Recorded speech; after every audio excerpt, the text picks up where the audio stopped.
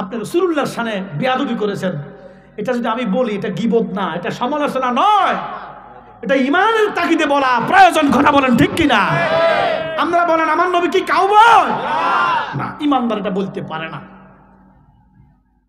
আমার মনে হয় এটা তওবার দরজা বন্ধ, প্রমাণ হবে হাসরে। কথা বলেন ঠিক কিনা? আচ্ছা, আপনার মারে কি আপনি ভার্জিন না ইনট্যাক্ট না কথা বলতে পারবেন? নিজের মায়ের লগে ভার্জিন না ইনট্যাক্ট না বুড়ি এ কথা কম যাইবনি? জোরে কন। বাংলাদেশের বড়ডা হুজুররা কয়,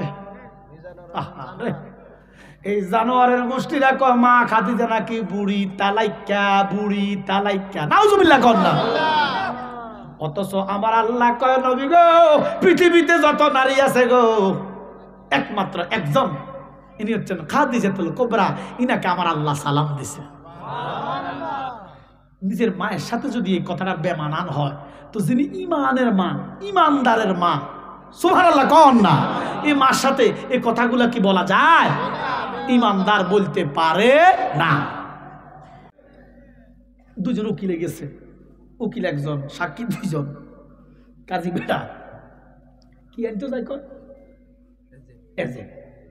আচ্ছা, এই মাইয়াগার কিন্তু ওযু করাইছেন না? হ্যাঁ, আমরা কি মুসলমান না হিন্দু? তো এই মাইয়াগার ওযু আসেনি? আহার খোলাটারে কবুল করাইছেন যে ওযু করাইছেন নি? এই জন্য আমার আব্বা কইছে হাসরের দিন কোটি কোটি মানুষ শুধু যার সন্তান তাই অভিযুক্ত থাকবো।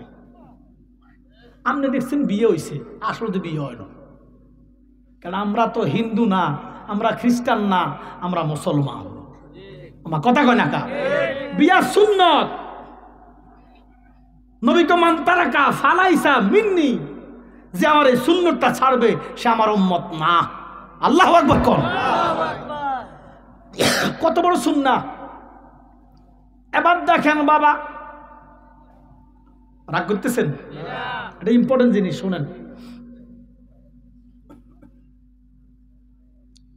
আগামীকাল বৃহস্পতিবার, এরপর দিন শুক্রবার ইমাম সাহেব আছে। শুক্রবারে আজান দুইটা দেয়। কটা দেয়?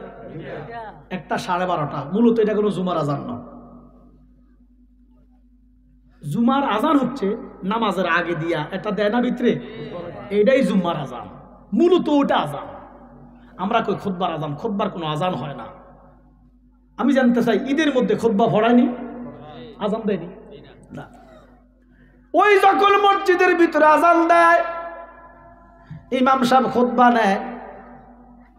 আমি জানতে চাই, শুক্রবারে যদি ইমাম সাহেব খুতবা না পড়ে জুমার নামাজ হইবনি? কারণ খুতবাটা 2 রাকাত ওয়াজিব নামাজ।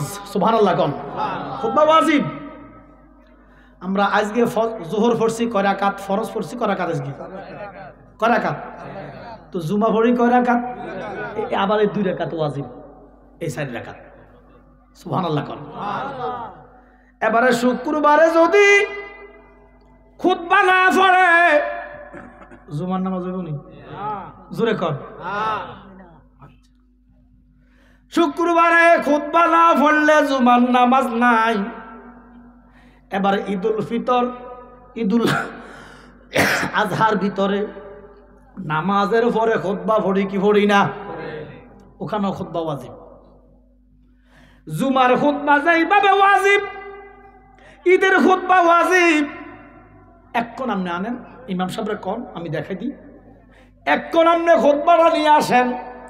প্রথমে জুমার খুতবা, তারপরে ঈদের খুতবা, তারপরে নিচে দিয়ে আছে বিবাহের খুতবা। আছে নি হুজুর? জুমার খুতবা ওয়াজিব, ঈদের খুতবা ওয়াজিব, নিকার খুতবা ওয়াজিব। সুবহানাল্লাহ। এখন আপনাকে বিয়ের মধ্যে খুতবা বসছেন, তো কেমনে বিয়েটা আছে কম? আয় হায় হায় হায়, কি জবাব দিবেন? এই যে বিয়ার মধ্যে খুতবা, এবার দেখেন খুতবাটা কি মসজিদের মধ্যে সমতলে পড়ে না মিম্বরে পড়ে? জোরে কন। আমার কথা কি রাগ করতেছেন? আমি চ্যালেঞ্জ করলাম, চ্যালেঞ্জ। আপনি এখন আন, আমি খুতবা দেখা দিব। আমরা কি করতেছি দেখেন। আমরা তো নামের মুসলমান। শুক্রবারে খুতবা না পড়লে জুমার নামাজ নাই, ঈদের নামাজে খুতবা না পড়লে ঈদের নামাজ নাই। তো বিয়ার মধ্যে যে খুতবা পড়লেন না, বিয়াটা আছে কেমনে? বিয়ে করিয়ে ডাকডুল ভিড়ি। আমার বিয়ার মধ্যে মসজিদে বিয়ে হয়েছে, মারা বাবা ওজু কইরা কলমা খুঁজছি, ওলানে আর গেদের গইতো নয়। এই জন্য মার কথা ছেলে শোনে না, বাপের কথা মাইয়া শুনে না। বাপে কয় ডাকে যাও, মাইয়া কয় বামে। কাহিনী কি? সুন্নত নাই। এবার দেখেন বাবা, রাগ করেন, আমি ফানির মতো বুঝাই দিতেছি। আমরা করেন খুতবা পড়তে হইব উঁচা জাগাত। কই কই ঈদের নামাজ কিন্তু বৃষ্টি ছাড়া মসজিদে পড়ে না, মাঠে পড়ে। ওখানেও মিম্বর বানায় কি বানায় না? তার মানে খুতবা পড়তে হইব উঁচা জাগাত। সমান জায়গার মধ্যে খুতবা পড়ার কোনো সিস্টেম নাই। এই জন্য নবীজির আমলে যত গুণা বিয়া হয়েছে রে, প্রত্যেকটা বিয়া হয়েছে মসজিদে। মাইয়া ছিল বাড়িত, জামাই ছিল মসজিদে। এই জন্য মসজিদে বিয়া পড়া সুন্নতে রাসূল, কারণ ওখানে খুতবা আছে, ওখানে মিম্বর আছে। এখন আপনি বলতে পারেন, হুজুর আমার বাড়ি থেকে মসজিদ একটু দূরে। আচ্ছা মানছি, তা আপনি অন্তত একটা ইটের উপর খাড়াইয়া খুতবাটা পড়েন না।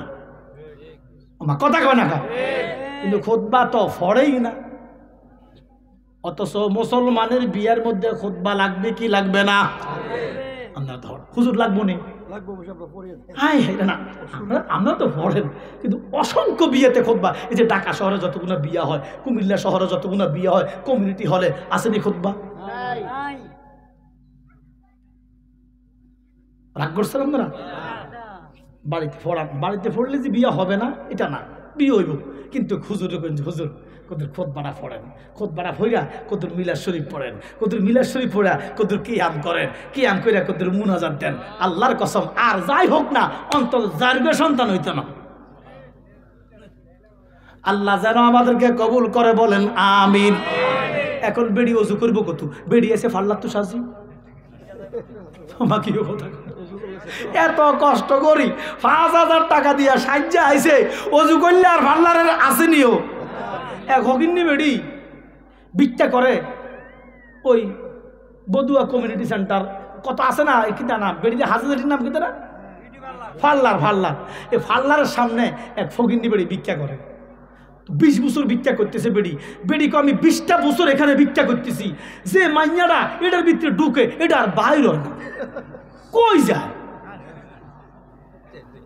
দুঃখ করি কর যে আমি আজকে ২০টা বছর এখানে, এটার ভিতরে যে বেড়িটা ঢুকলো দেখি এটা আর বাইর হতে দেখি না।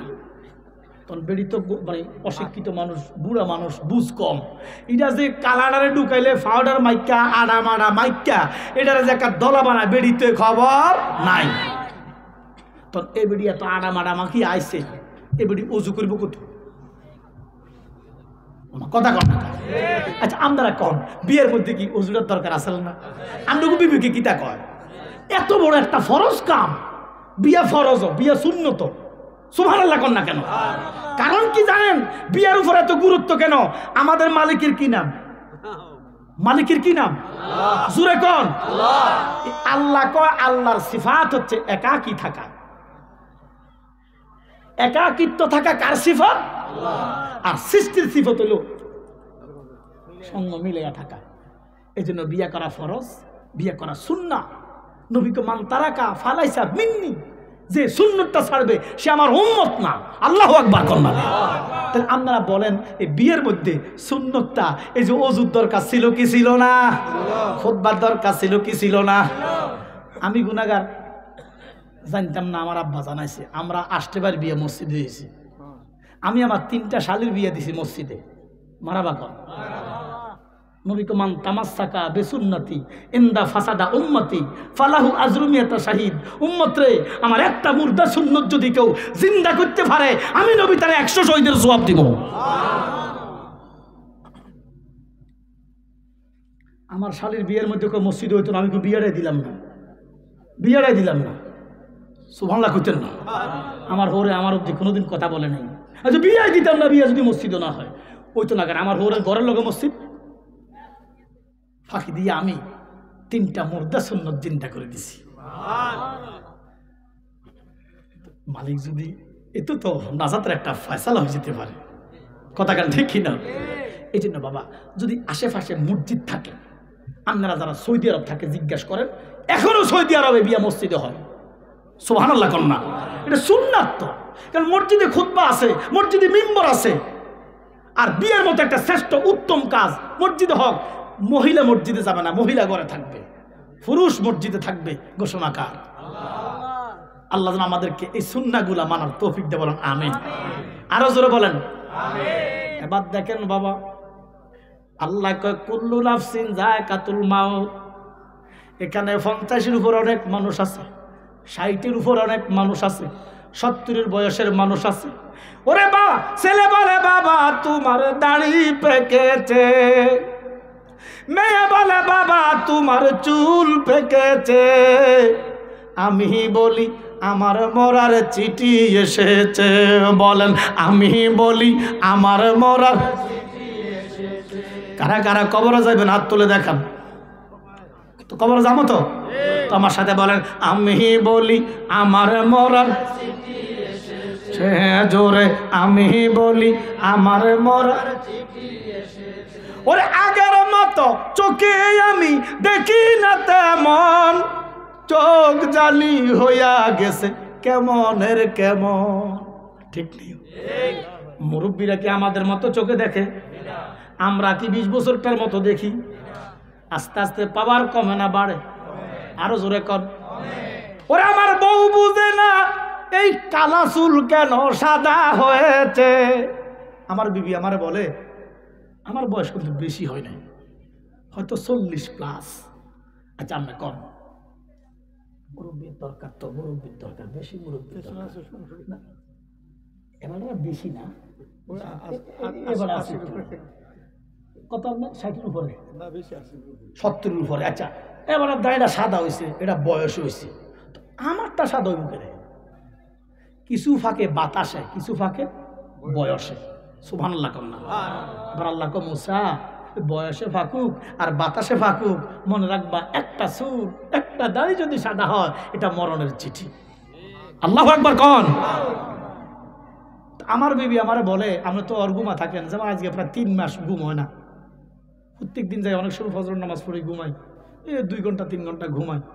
আপনি খাইতেন পারেন না, অর্গুমা থাকেন, প্রোগ্রাম করেন, চিন্তা করেন, টেনশন করেন, এই জন্য চুল ফাঁকছে। ওরে আমার বউ বলেছে টেনশনেতে চুল পেকেছে, বউ বুঝে না আমার চুল কেন পেকেছে। আমি বুঝি আমার মরার চিঠি এসেছে, বলেন আমি বুঝি আমার মরার। ছেলে বলে বাবা তোমার দাড়ি পেকেছে, বলো মেয়ে বলে বাবা তোমার চুল পেকেছে। আমি বলি আমার মরার চিঠি এসেছে, বলেন আমি বলি আমার মরার চিঠি এসেছে। বাজান আমার এখানে যারা আছেন, বাপ এক ফাটি আছে, সন্তান, সবাই সন্তান, কিন্তু সবাই বাপ ন।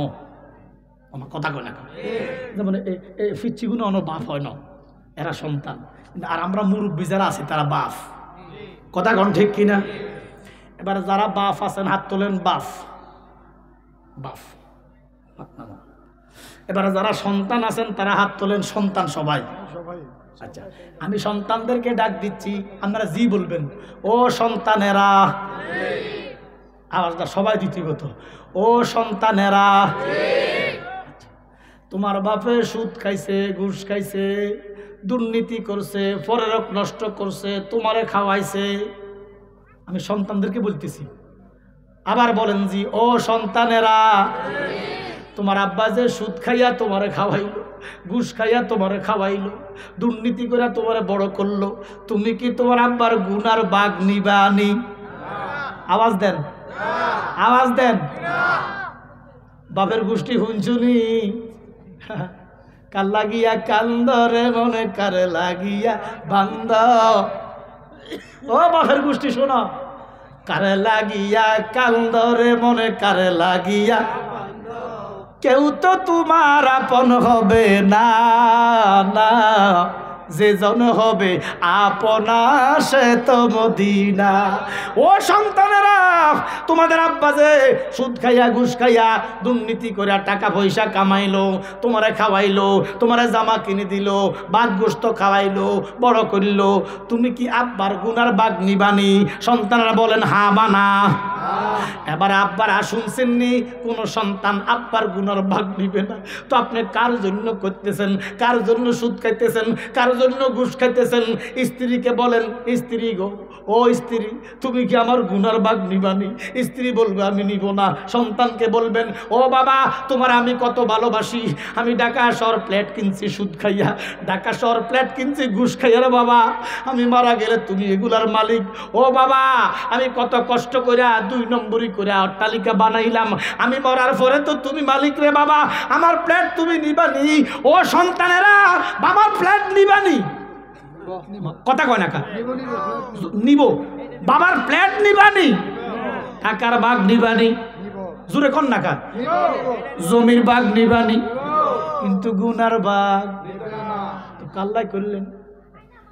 ও ছেলেরা মেয়েরা তোমরা শোনো না, ছেলেরা মেয়েরা তোমরা শোনো না, আমি যাব কবরেতে কেউ তো যাবে না। বলো, আমি যাব কবরেতে কেউ তো যাবে না। এক লোক আমার কাছে এক, হুজুর আমি একটা স্বপ্ন দেখছি। তো কিটা দেখছেন? আমি ডরাই গেছি, এটা ভৈরবের কাহিনী আর কি।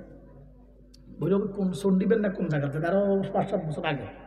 তো সবাই বাইর করে দিয়া দরজা বন্ধ, আমি ভয় পাইছি, দরজাটা বন্ধ কর বেড়া।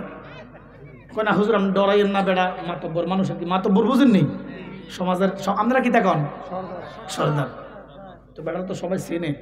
দরজা বন্ধ করে লেছে, আমি তো ডরাইছি কি তারে দরজা। হুজুর এবার আমার হাতে ধরে কান্দে দিস। কি তো বাবা কান্দেন কাকে? হুজুর আমি একটা স্বপ্নে দেখছি। তো কিতে দেখছেন? আমি দেখতেছি জগের থেকে গ্লাসে পানি নিলাম, পানি পান করব, এবার মুখে দিয়ে দেখতেছি সব পায়খানা। কি খানা? আমার কিটারে লইছে পানি, স্বপ্নে দেখতেছে। তো আমি বললাম আপনি কি করেন? আমি তো সর্দারি করি। হুজুর আমি খাইয়া লাইছি। আমি কি করছি? খাইয়া লাইছি। কিটা আকাম কুকাম খাইছি আর কি। আমি বললাম এডি যে খাইছেন, এই স্বপ্নটা দেখতেছেন, হুজুর এখন কি কোনো রাস্তা নাই? আমি কি রাস্তা আছে। আল্লাহু আকবার কর। আল্লাহর কসম, মরার আগে যদি তুই বুঝতে পারস তুই ভুল করছস, সুদ খাইছস, ঘুষ খাইছস, আল্লাহ কয় লা তাখনাতু মির রাহমাতিল্লাহ, নিরাশ হইস না, নিরাশ হইস না, মেহেরবান তুমি মেহেরবান, মেহেরবান তুমি মেহেরবান, মেহেরবান তুমি মেহেরবান, তুমি মেহেরবান, আমি পাপী গুনাহগার, তুমি সারা কে আছে আর, ক্ষমা করো ও গো প্রভু, তওবা করি বারে বার। জোরে করে আল্লাহু আকবার। আমি বলছি আপনি যান তাহাজ্জুদ পড়েন, আজকে থেকে তাহাজ্জুদ মিস দিবেন না। তাহাজ্জুদ পড়ে পড়ে চোখের পানি ফেলে দেন। আল্লাহর কসম ফজর পর্যন্ত সেজদার মধ্যে কানবেন, গুনার বোঝা মাথায় নিয়ে। ভুলে গেছি ফারের নাম রেখে সরের নাম। হাজার পাপের বোঝা আমাদের আছে না নাই? কত রকমের গুনাহ, কবিরা সগীরা, জানা অজানা। ফজরের নামাজের আগে দিয়ে তাহাজ্জুদ পড়েন, একটা সেজদা দেন। ফজরের নামাজের আগে মাথা উঠাইয়েন না, চোখের পানি পাইলা কান্দেন। আল্লাহ কয় ইমানদার যখন চোখের পানি পাইলাইয়া কান্দে রে, আমার আরশের মধ্যে আগুন লাগে। জিব্রাইল রে, তাহাজ্জুদ গুজার বান্দার চোখের পানি আমি বিদা যেতে দিতাম না।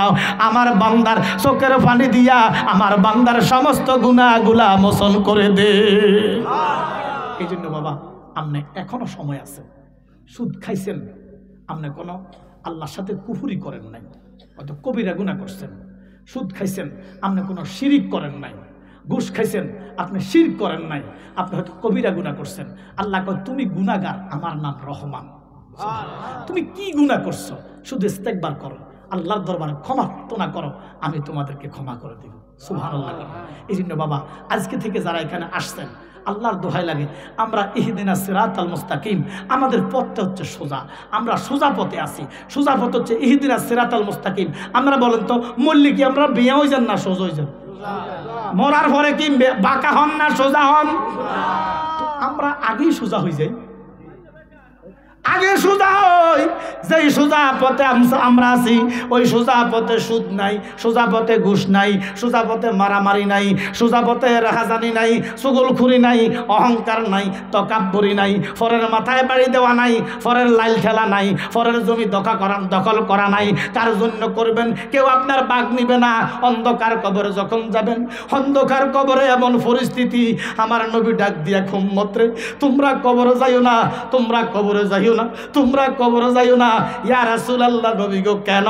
আমার নবী কয়, কবরটা বড় আযাবের জায়গা। আল্লাহু আকবার। ওরে কবরের আযাব যদি মানুষ দেখিত, গরবারি সারিয়ার পাগল হইতো। আল্লাহুম্মা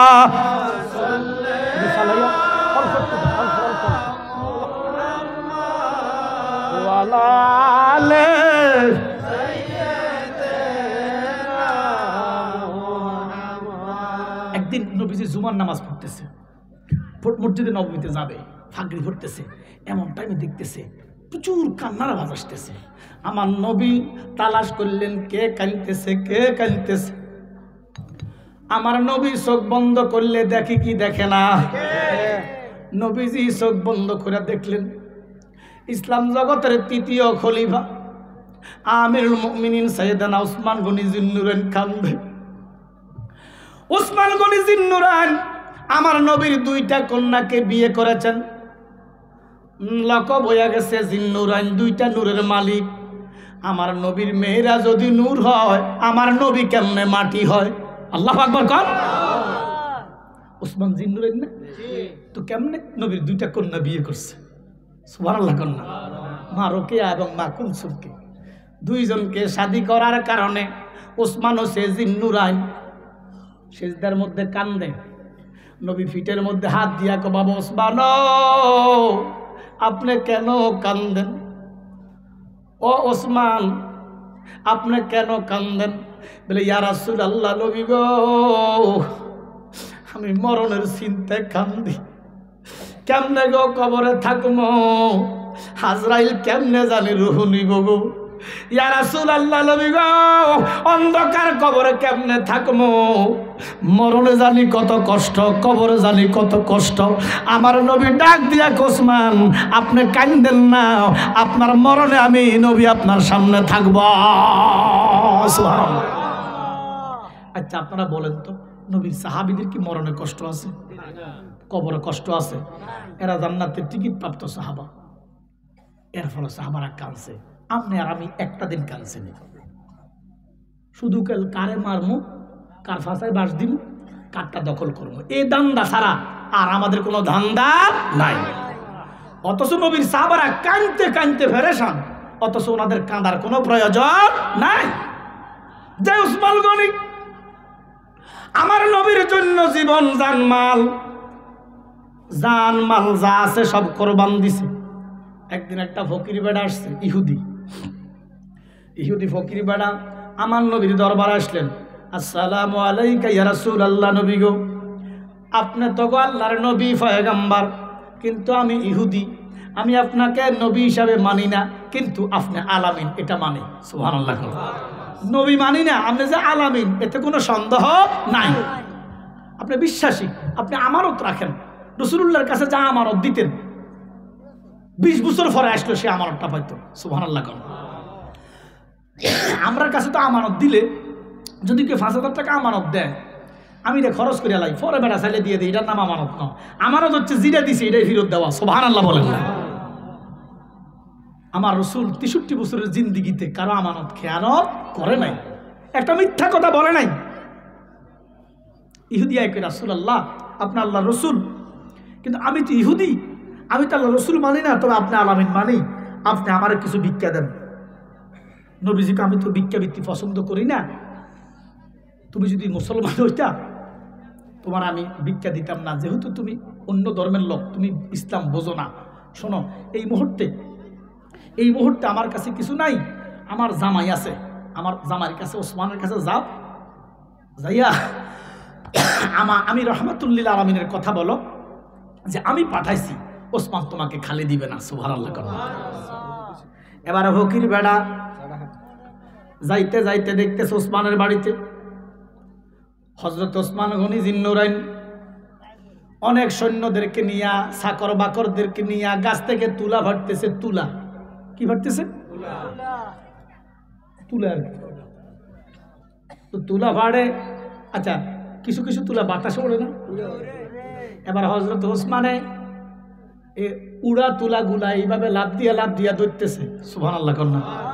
ফকির বেটা কয়, বাপরে এটা কত বড় কৃপণ, যে এটা নিয়ে আমার ভিক্ষা দিব, যে তুলা উড়ি যাইতে আছে এটা ধরতেছে, এবার নিয়ে আমার ভিক্ষা দিব, এর কর্ম দেখি ফকিরা গেছে। নাউজুবিল্লাহ কন্যা, আরো জোর কর নাউজুবিল্লাহ। আর একদিন পরে নবীজির সামনে দেখা হইল, ইয়া রাসূলুল্লাহ, নবী গো, আপনার কাছে আমি ভিক্ষা চাইলাম, আপনি একটা কৃপণের কাছে পাঠাইছেন। তুমি ভিক্ষা চাইছো না? বললে না। তুমি চাইতা? আল্লাহু আকবার কন্যা। বেলে চাইতা? বেলে চাই নাই। এমন আচরণ দেখছি যে বেড়া উড়া তুলা ধরে, এই বেড়া আমারে কিতা দিব ভিক্ষা? এবার নিজে একটা ভিক্ষুক, জোরে কর নাউজুবিল্লাহ। অথচ তৎকালীন ওই টাইমে ওসমানের মতো ধনী জাজিরাতুল আরবে আর কেহ নাই। এখনো পুরাটা মদিনা ওসমানের নামে ওয়াকফ সিস্টেম, মদিনাতে ওসমানের নামে এখনো অ্যাকাউন্ট আছে। আল্লাহু আকবার কর নামে। এই জান্নাতুল বাকি বলেন, মদিনার নববী বলেন, যত জায়গাগুলো সব হযরত ওসমানের গনির জিন্নুরাইনের, জোরে কর সুবহানাল্লাহ। এবারে আজকে গেছে, যাইয়া দেখতেছে হযরত ওসমানে বাণিজ্য করতে যাইব, ব্যবসাতে যাবে। 100টা ওঁট সাজাইছে, প্রত্যেকটা ওঁটের উপরে বস্তা, বস্তার ভিতরে স্বর্ণ রূপা। সুবহানাল্লাহ কন্যা। একটা ওঁটের উপরে একটা বস্তা স্বর্ণ, একটা বস্তা রূপা, বাণিজ্য যাইতেছে মূলধন লইয়া। হযরতে ওসমানের কাছে গেলেন, ইহুদি যাইয়া দেখতেছে, আল্লাহ এত বড় ব্যবসায়ী, ওই দিন দেখলাম কি, এখন দেখি কি। সালাম দিছে, সালাম দিয়া কয়, আপনি বলে মুহাম্মদের জিয়ের জামাই? বলে কি হয়েছে? মুহাম্মদ কইছে ওসমানের গায়ে আগুন লাগছে। তো ইহুদি বেড়া তার মুহাম্মদকে, রসুলুল্লাহকে চিনে না। এই বেড়া কি হয়েছে, কি বল? বলে আপনার শ্বশুরের কাছে আমি গেছিলাম, ভিক্ষা চাইতে, আমার দেয় না, আপনার কাছে বলছে, আপনার কাছে কইলে আপনি বেলে খালি দিবেন না, আপনার শ্বশুর মুহাম্মদের মহাব্বতে আপনি আমার ভিক্ষা দেন। হযরত ওসমানের ডাক দিয়া কয়, এখানে 100টা ওঁট আছে, ওঁটের ভিতরে একটা বস্তা স্বর্ণ, একটা বস্তা রূপা, আমার নবীর নাম কইছস রে? ওরে ফকির বেড়া, ইহুদি বেড়া, আমার কামলিওয়ালা নবীর দোহাই দিছ, আমার নবী তোরে ফাটাইছিনি? বলে ফাটাইছে। বলে আমার নবী যদি তোরে ফাটাইয়া থাকে, এখানে 100টা ওঁট আছে, প্রত্যেক উটের ফিটের মধ্যে এক বস্তা স্বর্ণ, এক বস্তা রূপা, তোমার যেই উটটা পছন্দ হয় সেই উটটা নিয়ে যাও। এটা কি ভিক্ষা? ঘুরি উঠছে। আল্লাহু আকবার করলাম। এক বস্তা স্বর্ণ, এক বস্তা রূপা, ঘুরি ফুটছে।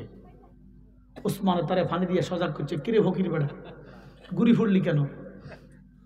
বলে আমার নবী চাইছে, আমার নবী বলছে, আমার রসুল বলছে, যদি উসমানের জানটা চাইতো আমি দিয়া দিতাম।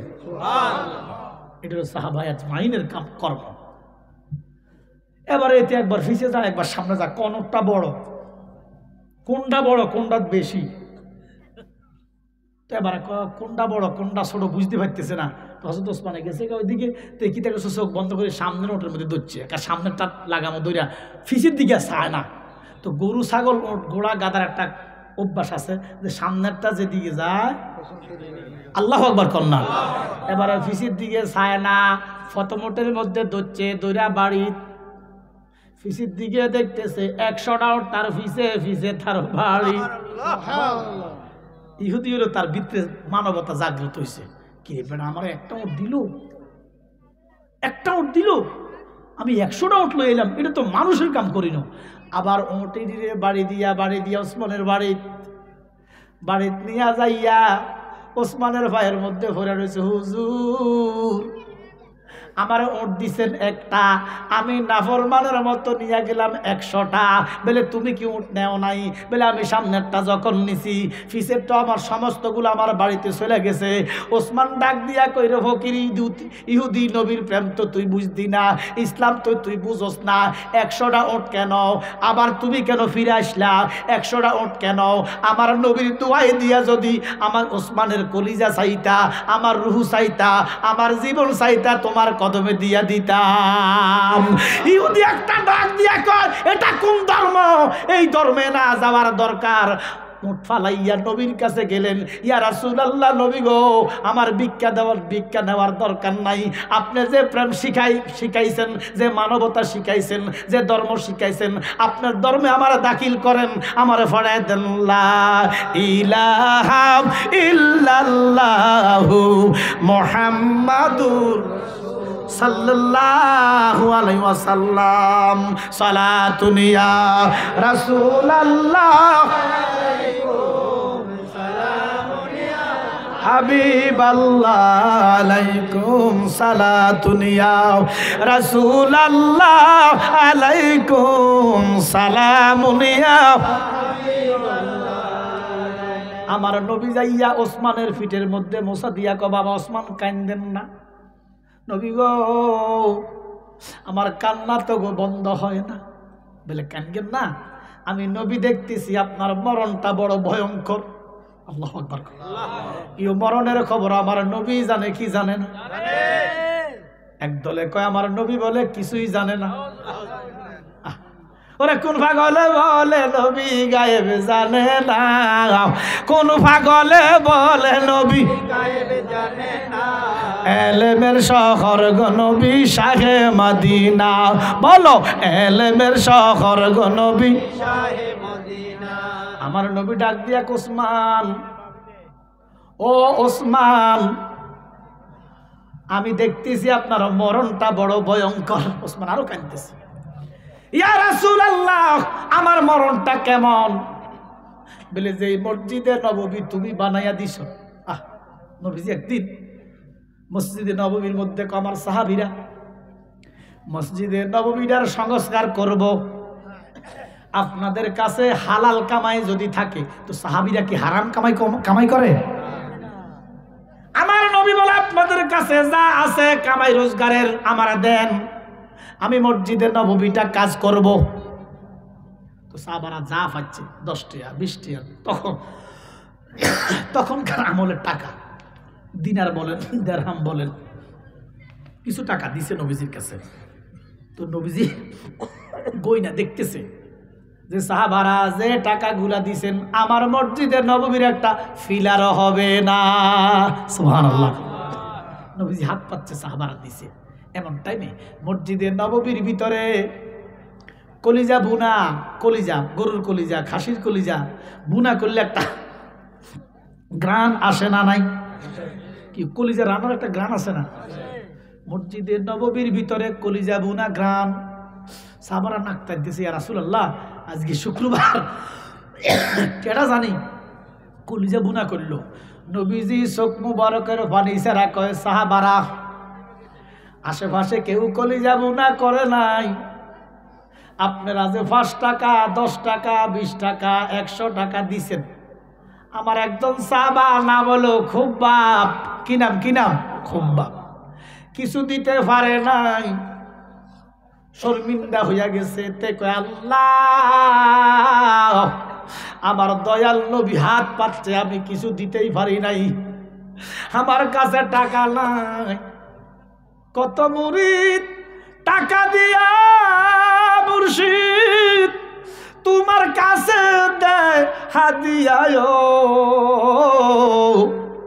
তখন আমি থাকি ছায়া মুর্শিদ, তখন আমি থাকি চায়া আমার ইনকাম কম মুর্শিদ সান হয় না যে বদনাম মুর্শিদ সান হয় না যে বদনাম আল্লাহ রাসূল পাইতে আমি মুরিদ হইলাম বলেন আল্লাহ রাসূল পাইতে আমি মুরিদ হইলাম মুর্শিদ সান হয় না যে বদনাম মুর্শিদ সান হয় না যে বদনাম মুরিদ হয় মানুষ আল্লাহ এবং রসুল পাওয়ার জন্য আর আমরা যাই হুজুর ডায়রিয়া হয়েছে কলেরা হয়েছে বিদেশ যাইতে পারি না মাইয়া বিয়ে দিতে পারি না হাইয়ানি হুতানি হ্যান ত্যান কথা কোন ঠিক নেই অথচ মুরিদ হইতে আল্লাহ এবং রসুল পাওয়ার জন্য একটা মুরিদ যাই কয় না যে হুজুর আল্লাহ রসুল কেমনে ভামো হুজিবাটা দেন শুধু যাই কেউ বিদেশ যাইতে না হলা টে আমার কেছে এ হাইয়ানি হুতানি কথা কয় না অথচ মুরিদ হইতে একমাত্র আখেরাতে নাজাতের জন্য আল্লাহর রাসূলকে পাওয়ার জন্য ওই খুব বাব্বাল আল্লাহ তোমার বন্ধু নূরের নবী হাত পাচ্ছে আমি কিছু দিতে পারি নাই আমি আমার কলিজাটা দান করে দিলাম আল্লাহু আকবার সাহাবারা এমনি সাহাবী হয় নাই নবীজি বলে সাহাবীউ কান্নুজুম আমার প্রত্যেকটা সাহাবা তারকার মতো ভৌত পবিত্র সুবহানাল্লাহ কোন কেউ যদি একজন সাহাবাকে অনুসরণ করে সে নাজাত পেয়ে যাবে আল্লাহু আকবার বলেন না এবার দেখেন বাবা আমার নবী কান্দে কয় খুব বাবের কলিজাটা আমারে দান করে দিছে এই জন্য গুনাহ গন্ধ আসতেছে এবার ওসমান দাঁড়াইছে কয় নবী গো সাহাবারা আমার ভাইয়েরা যে টাকা দিল আপনি বললেন একটা ফিলার হবে না নবী গো ইয়া রাসূলুল্লাহ ইয়া হাবিবাল্লাহ আপনি আমার দিকে নজর দেন মসজিদে নববী বানাইতে যত টাকা লাগে আমি উসমান গনি সব দান করে দিব তখন এর 40,000 স্বর্ণ মুদ্রা লাগছে সুবহানাল্লাহ কন্যা মসজিদ যেদিন কমপ্লিট জুমার নামাজের দিন জিবলা এসে কয় ইয়া রাসূলুল্লাহ আমার আল্লাহ ঘোষণা পাঠাইছে ওসমান 40,000 স্বর্ণ মুদ্রা দিয়া মসজিদে নববী বানাই দিছে আল্লাহ ওসমানকে জান্নাতুল ফেরদাউস ওয়াকফ করে দিছে ওই দিন থেকে একটা হাদিস আসছে যে মসজিদ বানায় আল্লাহ জান্নাতে তার জন্য একটা ঘর বানায় সুবহানাল্লাহ কন্যা এই জন্য মসজিদ বানাইলে ঘর বানায় জান্নাতে ঘোষণা কার কিন্তু ভিক্ষা করি মসজিদ বানাইয়েন না কারণ মসজিদ হলো ভৌত পবিত্র নিজের জমি 1 ঘন্টা বেশি এলাম হালাল উপার্জন দিয়ে মসজিদ বানান আপনি যে রাস্তার মধ্যে টেবিলে বসেছেন রাগ করেন না আমি বুঝে দিতেছি নামাজের ভিতরে বাহিরে কিছু ফরজ আছে না নাই জোরে কর শরীর ভাগ জামা ভাগ কিবলামুখী হওয়া ওয়াক্ত মতো নামাজ পড়া সিজদার জায়গাটা ভাগ না ভাগ জোরে কর আপনাদের টাইল লাগাইলেন টাইলস এটা সুদূর টিয়া দিয়ে কিনছেন ভাগ না ভাগ আমার জোরে কর না ঘুষের টিয়া আপনারা কে খুঁজি ভিক্ষা করে মসজিদ বানাইছেন মসজিদ বাসের ঘর হক বেড়ার ঘর হক কোনো অসুবিধা নাই কিন্তু 2 নম্বরের টিয়া মসজিদও লাগাইয়েন না বাপদাদার সম্পদ আছে 5 ঘন্টা বেশি এলাম মসজিদ বানান সুবহানাল্লাহ কর না এবার দেখেন সানপুর গরু বাজার ঈদের সময় গাঙ্গারালু বাজার হয় না মুরব্বী কিনছে গরু কিন্তু 1 লক্ষ টাকার বান্ডুল নিছে তো বয়স যখন বেশি হয় হুঁশ একটু কমে আর গরু বাজার হাই জায়গার বেশি থাকে আমার কথা কয় না তো মুরব্বীরে কিতা হুম গাইয়া পকেট থেকে টেয়াটা লই গেছে এরম না নেয় কি নেয় না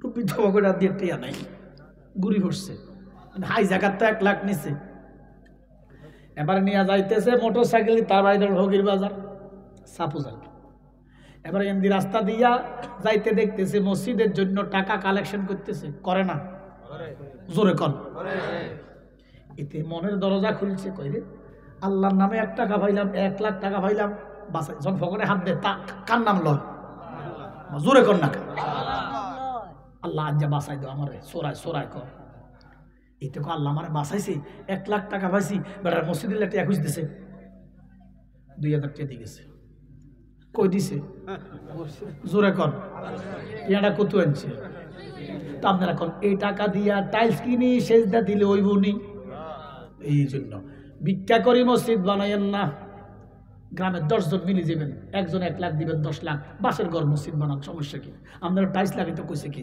মসজিদে কি টাইলস লাগানো ফরজ এসি লাগানো ফরজ আপনারা তো এমন আরাম হলেন এবার প্রশ্নের জবাব দিবেন বন্দিগি কি আরামে না কষ্টে কষ্টে দলিল আমেলাতুন নাসিবা তাসলা নারান হামিয়া বন্দিগি আরামে নয় বন্দিগি কষ্ট করে বন্দিগি করবা আর আপনি এমন কার্পেট লাগাইছেন শীতকালে টাকনো পর্যন্ত ঢুকে গেছে গরমকালে এসির ভিতরে যায় লুঙ্গি উল্টে উঠি যায়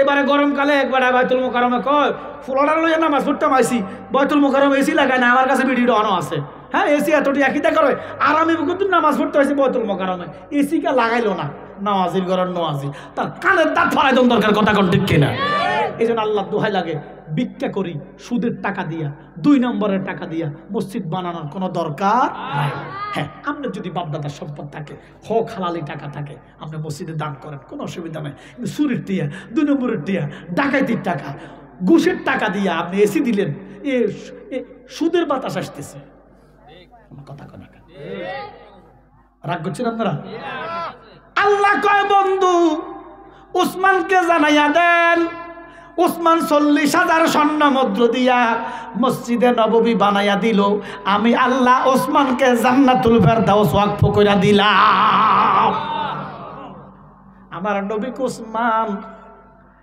যেই নববীটা আপনার টাকায় নির্মিত আমার একদল মুসল্লি মুনাফিক সাহাবী নবীজি বলতেছে নবীজি সাহাবী মুনাফিক নবীর সাহাবীদের ভিতরে মুনাফিক আছে না নাই যেটি মুনাফিক হয়ে গেছে এদেরকে সাহাবী বলার আর সুযোগ নাই ও উসমান আপনাকে কিছু সাহাবা কিছু ভুল বুঝা কিছু না যাই না 40 দিন আপনাকে নববীতে নামাজ পড়তে দিবে না আল্লাহু আকবার করেন কত বছর আগে নবীজি বলতেছে আপনাকে মসজিদে নববীতে যাইতে দিবে না বন্দী করে রাখবে আপনার কানে আওয়াজ আসবে ইকামতের আওয়াজ আসবে নামাজের আওয়াজ আসবে আপনারে বন্দী করে রাখবে 40 দিন টানা আপনি সহ্য করতে পারবেন না 40 দিনের দিন দরজা ভাঙ্গা আপনি মসজিদে নববীতে ফজরের নামাজ পড়তে যাইবেন এই মুসলমানেরা আপনারা এমন কোবাল কোবাইব আপনার মাথা কোনটা হাত কোনটা দেখা যাবে না আল্লাহু আকবার উসমান আবার আরো কান্দে আমার নবীকে কান্দেন না বলে নবী গো এমন মরণ বুঝি আমার নসিবে নবী গো এত কষ্টের মরণ বুঝি আমার নসিবে গো নবী আপনারে বলি এত কষ্টের মরণ ওই টাইমে আমি আপনারে ভামনি আপনি কয় আমার নবী উসমান চিন্তা করো না ওই টাইমে আমি নবী তোমার সামনে থাকিব ওসমান ডাক দিয়া কয় নবী গো আপনি যদি সামনে থাকেন গো আরো পৃথিবীর ভয়ঙ্করতম মরণ আমার কোনো অসুবিধা না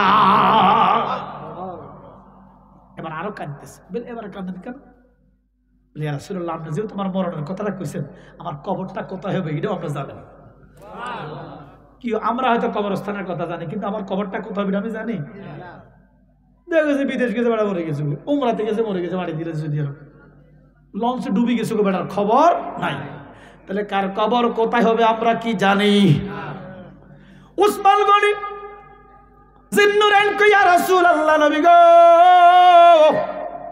যেহেতু আপনি আমার মরণের কথাটা কইছেন আমার কবরটা কোথায় হবে একটু কইয়া দেন বলে কেন বলে ওই জায়গার মধ্যে আমি যাবো বেশি বেশি কোরআন তালাওয়াত করব ওই জায়গার মধ্যে কোরআন তালাওয়াত করব কোন জায়গার মধ্যে আমি শুইব আমি ওই জায়গাটা দুনিয়াতে থাকতে দেখতে চাই আমার নবী কয় বেশি কি প্রয়োজন বলে রাসূলুল্লাহ আপনি যদি বলে দিতেন বলে একটা ফাতল লাও তো নবীজি হুজরা থেকে একটা ফাতল লইছে নবীজি কি যেন ফড়ি ফু দিছে এবার ওসমানের হাতে দিছে বলে তুমি ফুরবু দিকে মারা কোন দিকে মসজিদে নববী থেকে ফুরবু দিকে কিন্তু জান্নাতুল বাকিটা ওসমান গনি তুমি মারো জোরে মারো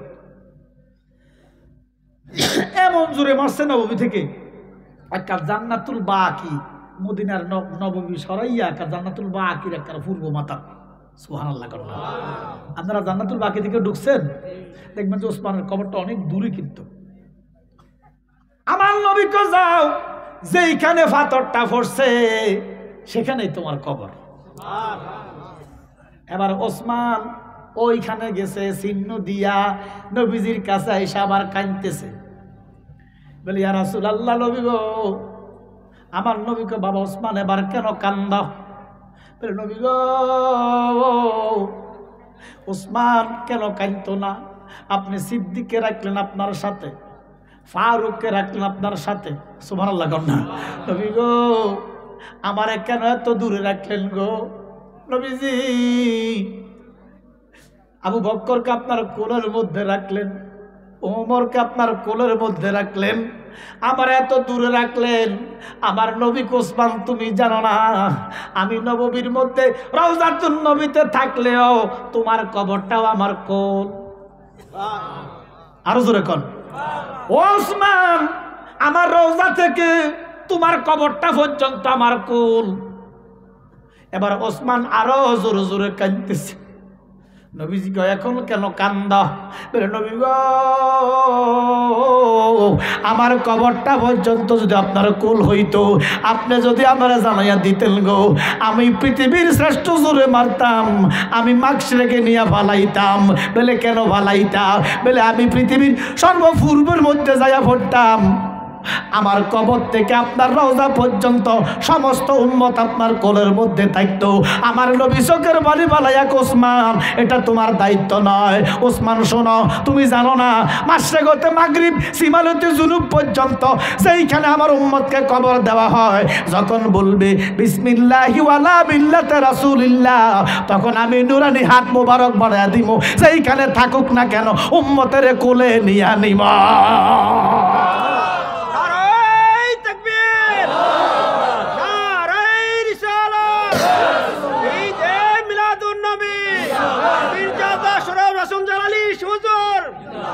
সালাতুরিয়া রাসূলুল্লাহ আলাইকুম সালামুনিয়া হাবিবাল্লাহ, সালাতুনিয়া রাসূলুল্লাহ আলাইকুম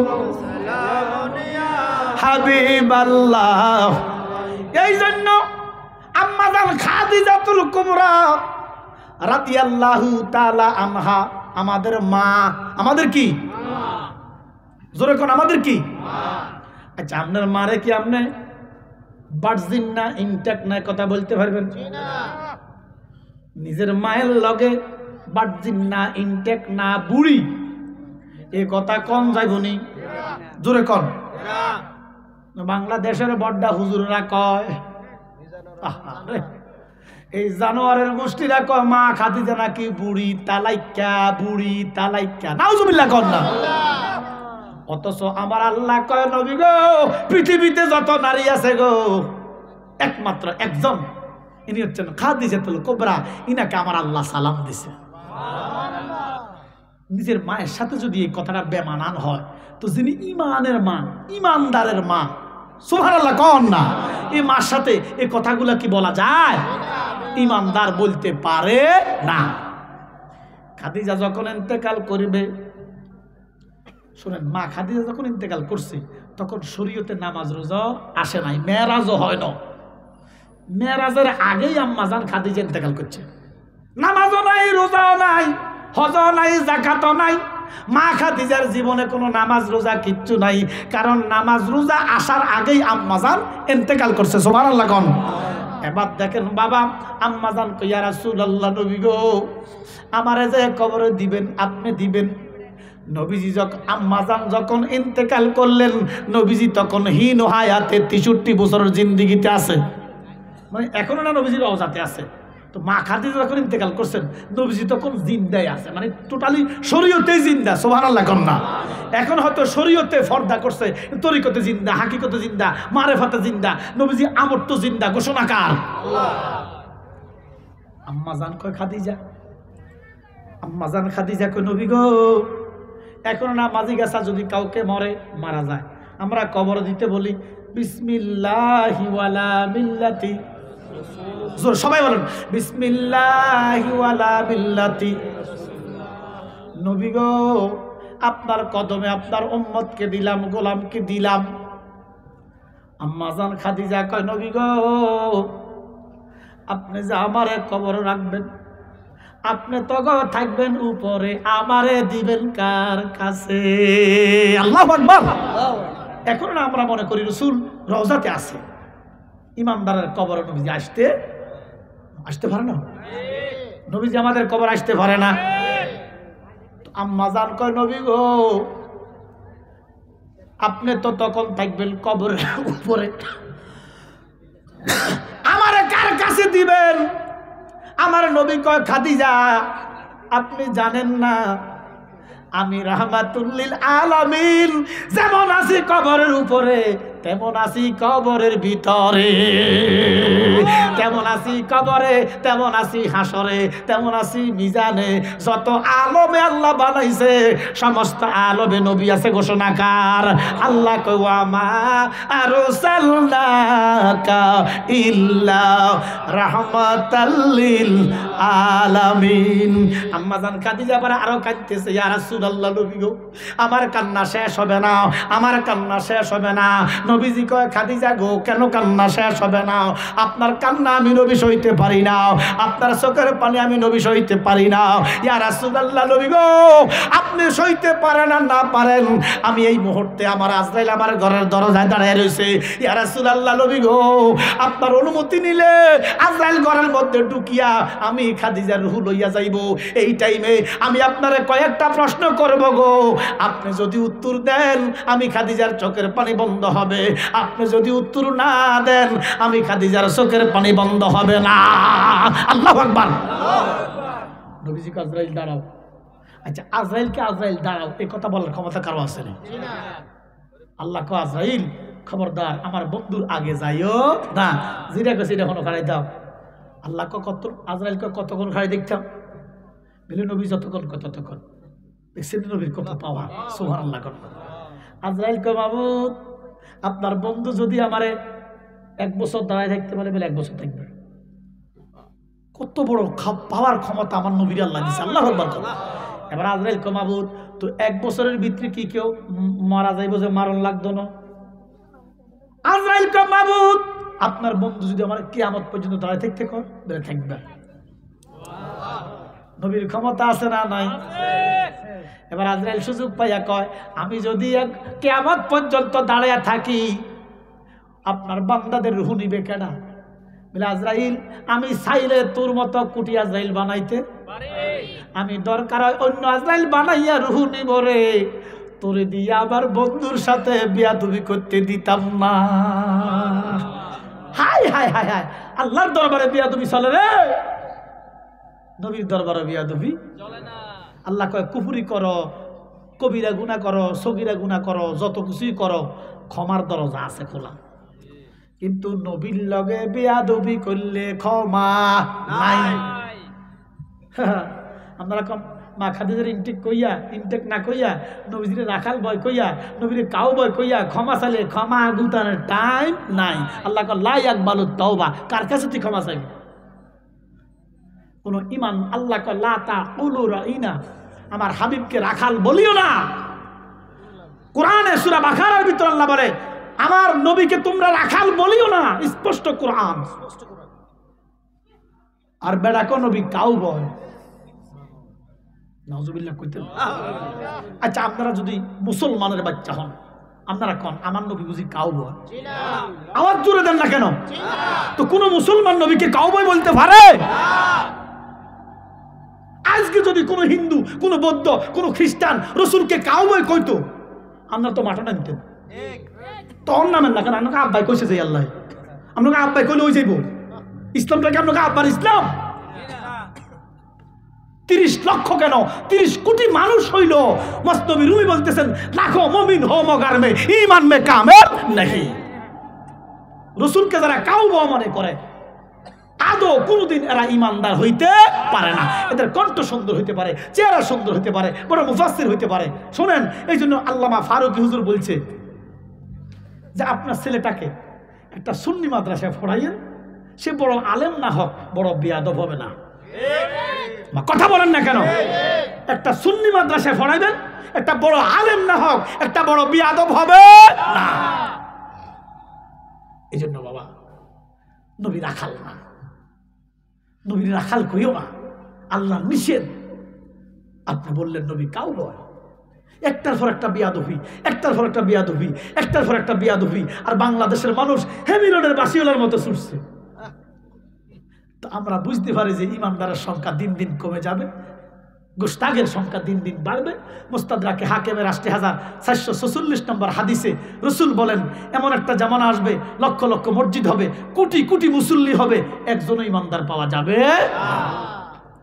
এই জন্য বাবা